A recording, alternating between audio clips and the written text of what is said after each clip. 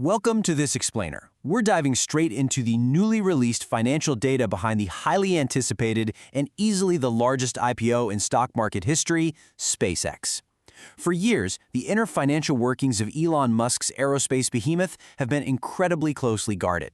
But with the release of their S-1 filing, the curtains are finally pulled back. We are looking at a target valuation of a staggering $1.75 trillion.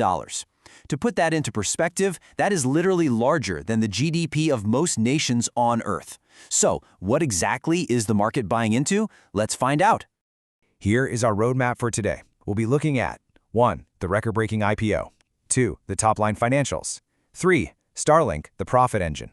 4. Space and Starship costs. 5. The XAI financial drag. And 6. Valuation risks and pushback. Let's get right into it. Section 1. The record-breaking IPO. SpaceX is seeking to raise a massive $75 billion at $135 a share. If successful, this instantly makes SpaceX one of the most valuable public companies in the entire world, trailing only the likes of Apple, Microsoft, and Nvidia. It's a valuation that has more than doubled in less than 6 months since their December tender offer. And this brilliantly illustrates Musk's totally unconventional playbook. Normally, companies spend weeks in a roadshow narrowing down a price range. Well, not SpaceX. They skipped the traditional price range process entirely, setting a fixed price right from the jump. Even more fascinating, they're handing an unprecedented 30% allocation straight to everyday retail investors. That means you might actually get a crack at this before Wall Street locks it all up. With a reported $250 billion in pre-IPO demand, the hype is absolutely palpable.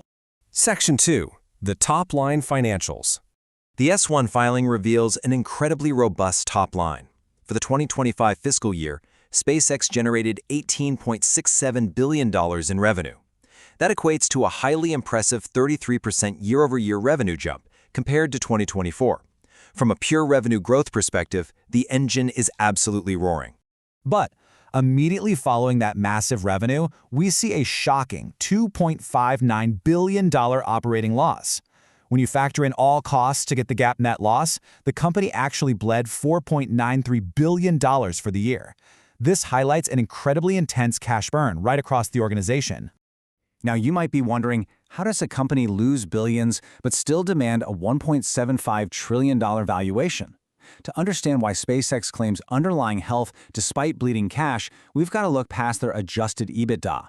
Yes, they show a $6.58 billion adjusted EBITDA profit, but GAAP net loss includes very real costs that EBITDA just ignores: massive depreciation on thousands of Starlink satellites, heavy capital expenditures for AI infrastructure, and hundreds of millions in stock-based compensation. I mean, these are real dollars going out the door. Let's see how this builds into the actual business structure. The S-1 split SpaceX into 3 distinct reporting segments: connectivity, space, and AI. Connectivity, which is basically Starlink, makes up a massive 61% of all revenue. Space brings in 22%, and the newly absorbed AI division makes up 17%.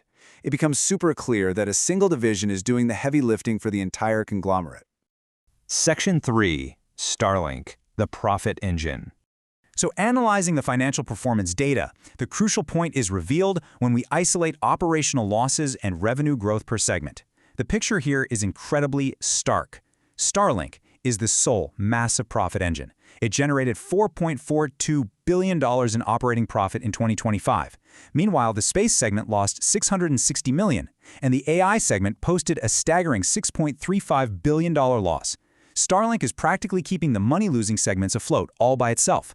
This impressive profitability is fueled by explosive, literally exponential subscriber growth. Starlink jumped from 2.3 million users in 2023 to crossing the 10 million user mark in early 2026. What's amazing here is that total revenue and profit are climbing even as the average revenue per user drops, which means their strategy of lowering consumer pricing to capture a massive global market, it's actively working. Section 4. Space and Starship costs. Now we turn to the legacy space launch business, where visionary ambition comes with quite literal astronomical price tags. The space segment, which includes the workhorse Falcon 9 and the Dragon capsule, generated over $4 billion in revenue, but it still posted an operating loss. Why? Because the colossal, ongoing development of the next-generation Starship system burned through more than $3 billion in research and development in just 1 year. That is a massive capital drain. And Starship is still very much in the testing phase. The recent May 2026 Flight 12 test showed undeniable progress, achieving its first payload deployment demo in orbit. But the Super Heavy boosters suffered a mishap and crashed in the Gulf of Mexico, triggering an FAA investigation. This proves that cheap, reliable Starship launches, which, let's be real, SpaceX desperately needs to lower its overall costs, are still a risky future promise, not a present reality. Section 5. The XAI Financial Drag. We now arrive at the third and newest pillar of SpaceX's financials, which might just be the heaviest anchor on the balance sheet of all. Following a massive $250 billion internal all-stock merger earlier in the year, XAI was fully absorbed into SpaceX. The financial impact is profound. In 2025, the AI segment burned over $6.35 billion in operations. Even more wild, it consumed a whopping $12.73 billion in capital expenditures. That is 61% of the entire company's CapEx budget, entirely dedicated to building massive terrestrial supercomputer clusters.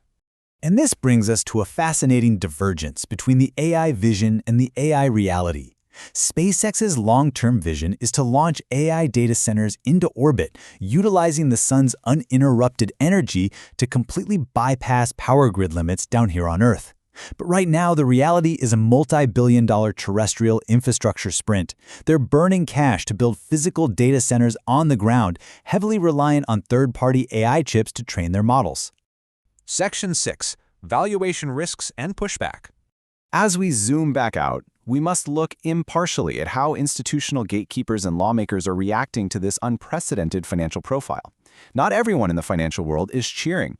Pension funds managing billions, alongside lawmakers, are pushing back hard against index providers like FTSE Russell for fast-tracking SpaceX into their indexes.